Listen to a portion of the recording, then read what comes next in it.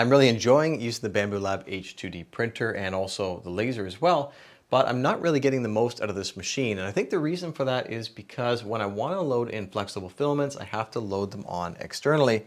And that means that I have to reach around to the back of the machine like this and feed in the filament. And I tend just not to want to do it at all. So I could move this whole bench into the middle of the room. It is a rolling bench, but that's awkward and there's a lot on here and it's pretty heavy. What I think we should do instead is find a way to get this machine itself and some of my other 3D printers as well completely mobile so that I can easily roll them in and out, but I can also have a ton of storage down below as well. So in this video, we are going to convert this setup to this, a mobile 3D printer cart, which means that we can easily move this around. And look how quick you can get around to the back of this machine and do anything that you need to do back here. Hoops that are stuck in here, I can easily see what's going on, clean them out. And maybe the best thing about this is that this is not very expensive at all. It's probably a quarter or even less as expensive as a rolling cabinet that you would buy. But this is actually better because it is sized to fit a big 3D printer like this one. It also has some professional grade features as well. And you can build this yourself. It's actually not very difficult with very basic tools like a circular saw, some drills, some nails, and some screws, and a bit of glue. So if you want a mobile cart for your 3D printer or laser or whatever it may be, stick around to find out how.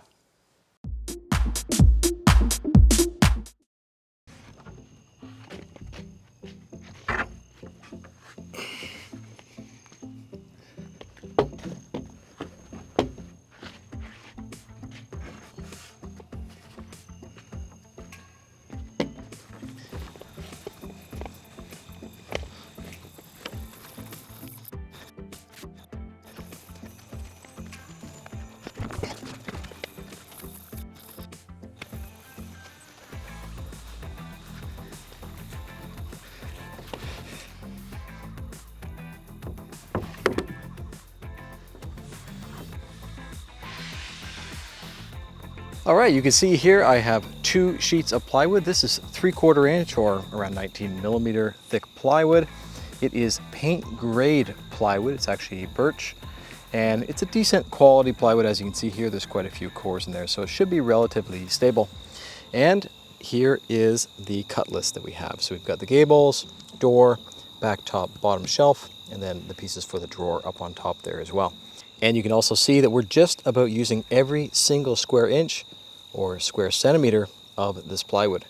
So I have a drill set up. This is with a 1/4 inch drill bit, and that's for the adjustable shelf pins. And here I have just a small drill bit. I think this is a 1/16 of an inch. That's just for some spot marking for later on for the drawer slides. I have a long straight edge, which is also a ruler. This is going to come in handy for me, but if you don't have that, you can just use a piece of wood and a tape measure. And I have this drawing here, which is all in metric, but I'm also going to have the imperial version done up, and that will be in a link down there below if you'd like to do something like this for your own shop.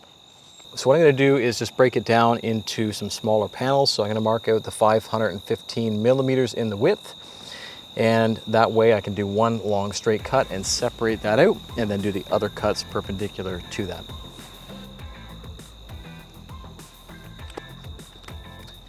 Now normally I would recommend that you trim off the edge of your plywood first because sometimes it's a little bit fuzzy, but I'm looking here and this one actually looks really nice and clean, so I don't need to do that.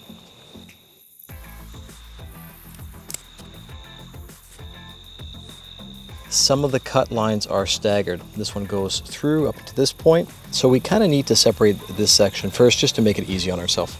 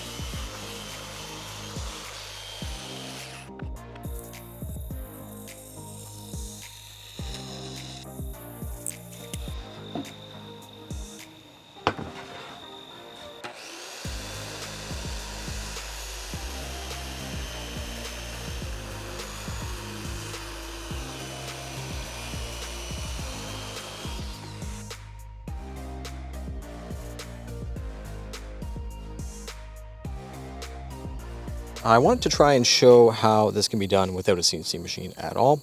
So I have created this drawing, which just is the layout for the hole positioning. Now, a lot of this is optional. These type of hinges are the European style hinges. So this is going to mount like this with these two holes down here, these two holes up here. So we'll have two hinges. This one's kind of nice. It is Salici and soft close, where it automatically closes nice, no slamming. In this area here, I have some adjustable shelf holes. It's going to house these little pins. These are 1/4 inch, so 6.25, I think, millimeters, something like that. And then I also have these holes up here, which are for the drawer slides as well. These are full extension drawer slides. These are not soft close. The soft close are a little bit more expensive.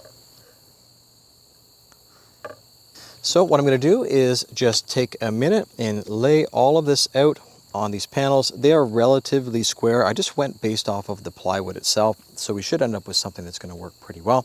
And I'm just going to do the left hand and right hand gables at the exact same time, and the reason for that is so that I don't mix it up. I'm going to have mirror images on these two panels. So before I get too far into this, I have set this up based off of one corner for the measurements, and the reason for that is because even if there is a little bit of variation in the overall height, I'm always going from the same point. I think that's a good idea here, and that way the measurements are going to work out every time. And the same goes for when we lay out for the door. It should always be from the bottommost corner of that door as well.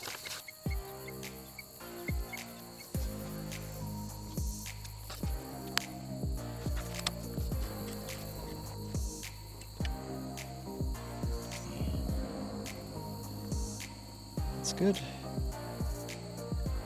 And you can see my marks. There's one in there, and then the front one there as well. So they do line up, that's perfect. So this section of the drawer slide is meant to mount on the gable. We also have this portion, which is meant to mount onto the drawer box itself. So here we actually do need to mark out the drawer box. Now what I've done already is just cut a groove in the bottom. I'm just going to put in some MDF. I just had it on hand already. Something fairly thin, like a thin Luan plywood. Anything like that is going to work well for a drawer bottom. Now if you also want to use this thickness of plywood, you can definitely just glue in a piece of plywood there as well. But this is what I had on hand, so I cut a groove in there for that. So this is going to be the interior, and that's the bottom. And from the bottom up, I need to measure out for those corresponding holes for this part of the drawer slide.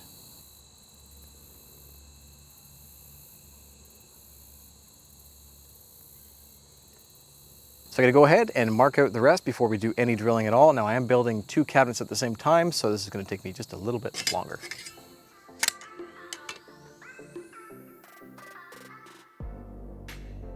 Well, it turned out to be really, really sunny over there. I moved to something a little bit shadier. It's much easier to see over here. So I've got some drill bits here. This is a 1/4 inch drill bit. I have a stopper on here. You can also use a piece of tape. And all of these holes in the center are going to be for the adjustable shelving, which is going to get this pin. So I'm just going to drill one and try it out just to make sure it's going to work properly. And then the other holes are just going to be spot drilled for a regular wood screw, and that's just going to be with a 1/16 of an inch drill bit. And this is a brad point bit.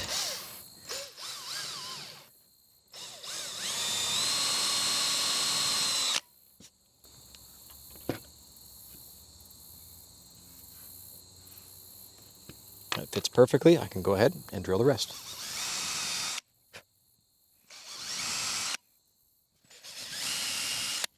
I have the pieces laid out for one cabinet. So I have the top, I have the bottom, the back panel, and then underneath here are the two gables. I'm not going to connect any hardware at this point. So one thing to have a look for is that you're going to pick the nicest side to go on the outside. You don't need to use a nail gun for this. You can simply use screws if you want to, or you can just nail it by hand with some spiral nails. That works too. I think it's a good idea, if you can, to use something that is like a construction adhesive on plywood.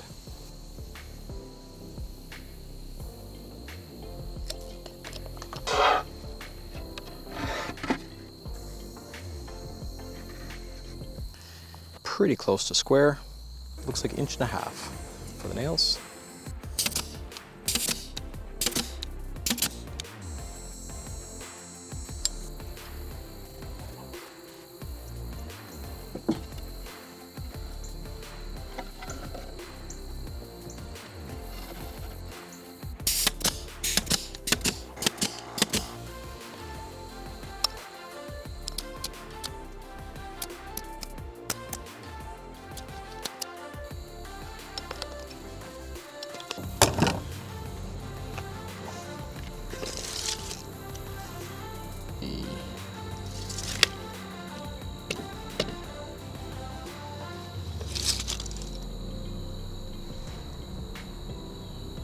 60. Okay, I was just measuring for squareness just to make sure that we are in good shape to nail this off completely.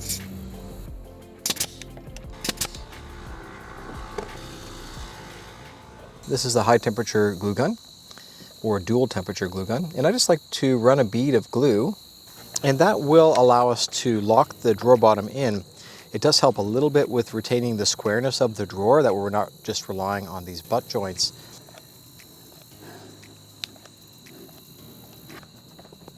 So these are number 6 by 5/8 of an inch.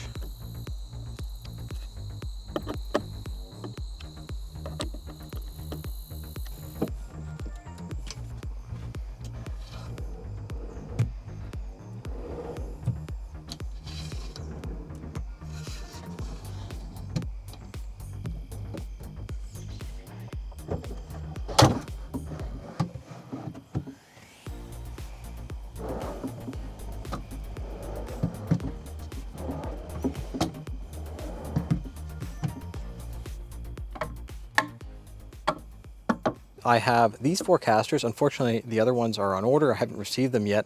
I already had these in my shop. So these are actually locking casters. They're complete 360 swivel casters. They're 4-inch high casters. So you can see these really glide well. These should make for excellent casters for this project. Basically, Amazon sells the exact same ones, but they'll have a much faster delivery.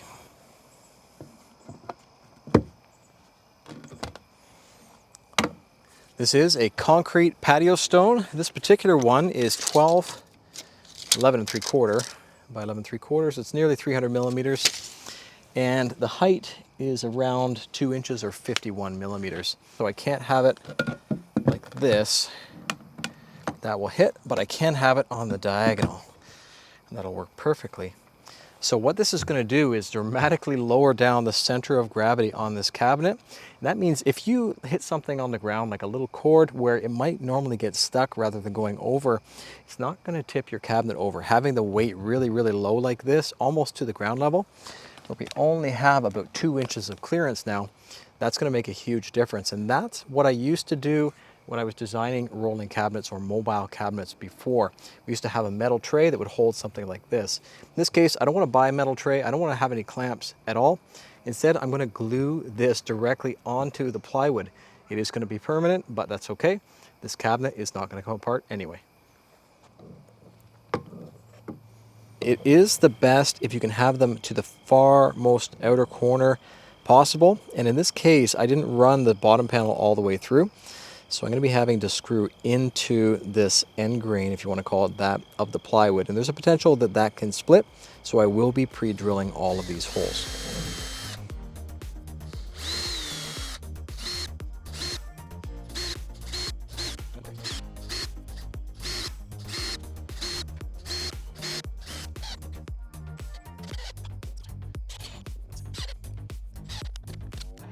I'm going to flip this over. I'm going to glue the concrete pad on in the garage and leave it overnight because I'm getting eaten alive by mosquitoes right now.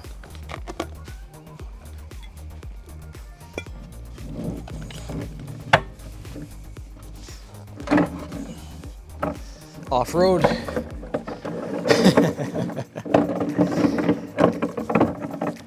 These are just basic, inexpensive shelf supports.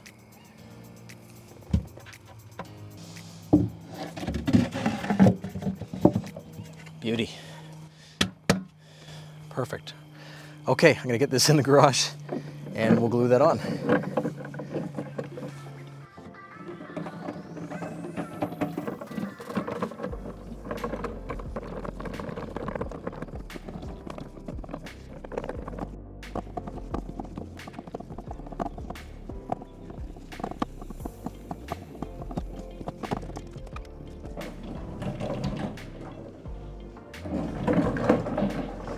It certainly rolls a lot nicer inside the shop on this carpet. I want to point something out here. You can see what happens when we push it this way, we move it around. We're getting these swivel casters which are changing position. So this is something that's kind of important and part of the reason why I wanted to keep it as close to the outside as I could. So if it's positioned like this, and if let's say you hit something down here, it's going to be more likely to tip over. So that's why it's so important to have something down there below and lower that center of gravity as much as possible. You can even put a 3D printer inside of the cabinet. There is enough space in there. You're going to need a hole in the back for the power and probably for some ventilation as well. So it's another option. The center of gravity is going to be somewhere up and around this area.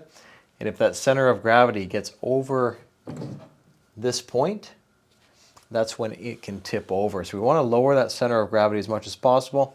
Adding that concrete down there below is going to help a lot with that.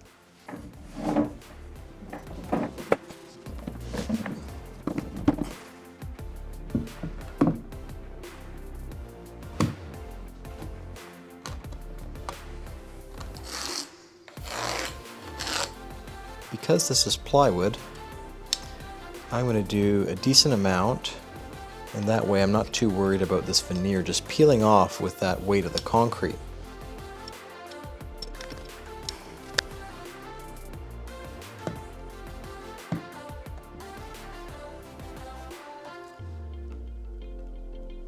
So I had a few small pieces left over, and I thought, well, it might be a good idea to add this. And what it's going to do is when the door closes, then you can no longer see in. So I've got a little spacer underneath there.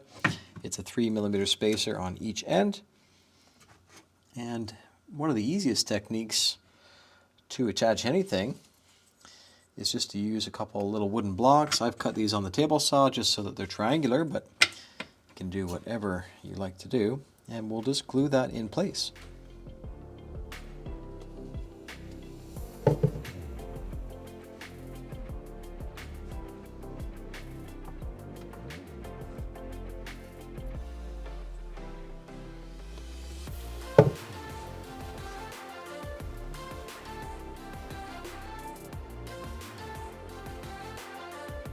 So it is the next morning and it seems like it's on there pretty good. So let's flip it over and see how we did.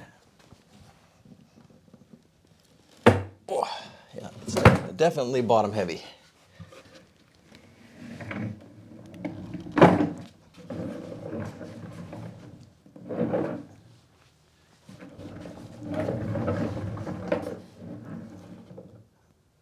Nice. So I can put the door back on, but there is a little bit of an issue with this style of hinge, and that is that it requires a 35mm drill bit. And if you don't have that type of drill bit, I would recommend just switching out for a different hinge. Okay, it looks like we need to adjust this a little bit up on this side.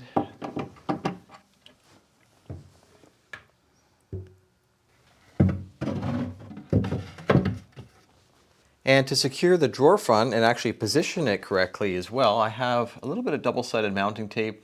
You can do this with a glue gun if that's what you have. And I have these 3mm spacers. I can put the spacers on there. Pick my nice side, which is this one.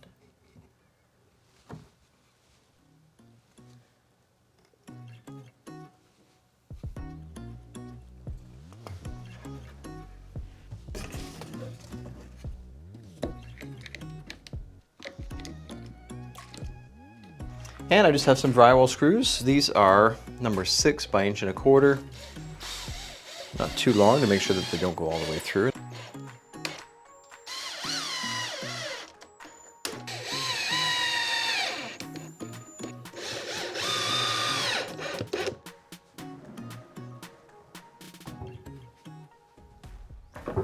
It's really hard to tip this even with a drawer all the way out and quite a bit of weight on here. So it doesn't exactly look complete. That's because it doesn't have a drawer handle, door handle, or a catch. And we do need all of those things, but that's going to be for the next video. I want to create 3D printable versions, something really clean, very simple looking, super strong as well. That's going to be for all of those components. And I have a couple other ideas as well I'd like to add to this to bring it to the next level. But for now, I'd like to get that printer onto this cabinet. And I'd also like to use all of this huge amount of storage space as well.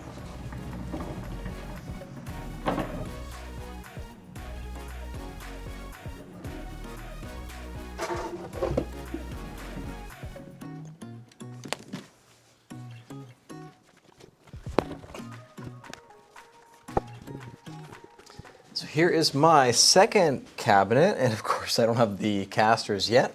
And it is pretty much identical to that one. I tried adding some solid headers on here just to see how that would look, but I actually prefer just going with plywood. It's much easier, much quicker to do. So I don't really recommend solid headers, maybe just veneering on some edge banding if you don't like the end and seeing the plywood.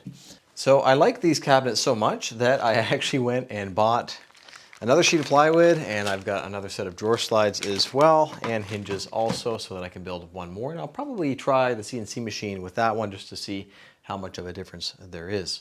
And I was able to buy all my hardware from a wood shop that's close by, but if you don't have access to a place that sells hardware like this, I will put some links down there below.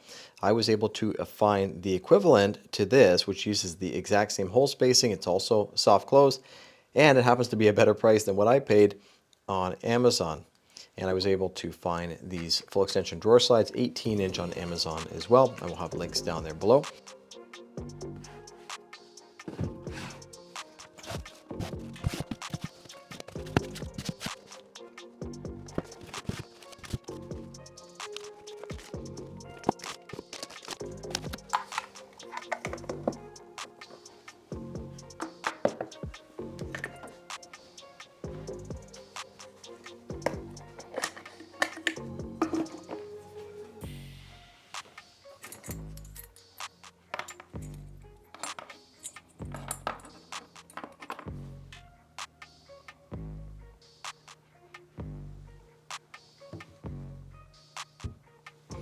I have a nice thick extension cord.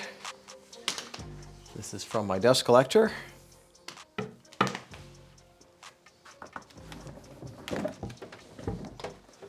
Well, it doesn't want to go over too easily, but it doesn't want to tip over either.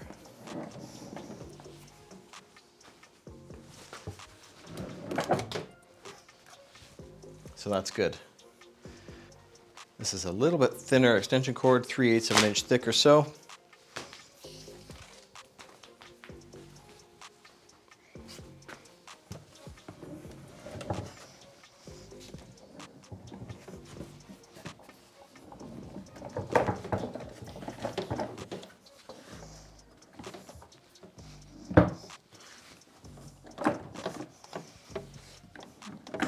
It's still a little bit bumpy, but I think that'll work fine. So hopefully you enjoyed the video and found it helpful, and I want to say thank you to each of my patrons for helping to support the channel and making videos like this possible. And thank you for watching. Take care, and I hope to see you on the next one.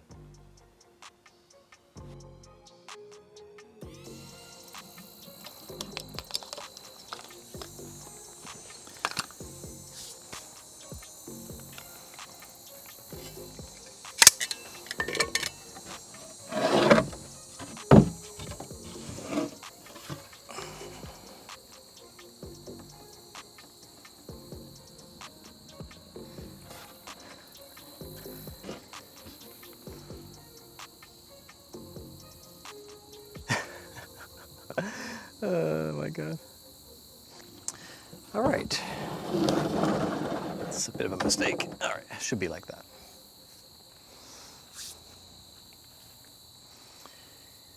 So do not do that.